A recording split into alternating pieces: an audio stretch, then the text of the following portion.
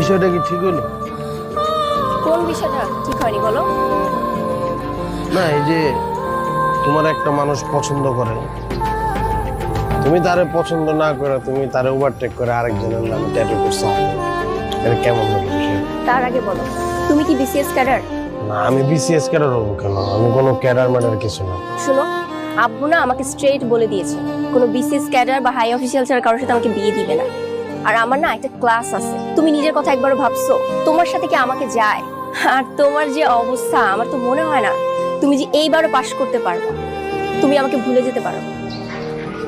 ঠিক আছে, তোমার চোখে আমি গবে, তোমার চোখে আমি ক্লাসলেস, কিন্তু তুমি যার জন্য তোমার হাতে ট্যাটু করছো সে কি এমন কিছু? জাস্ট বিরক্ত করবে না তো, গবেট একটা।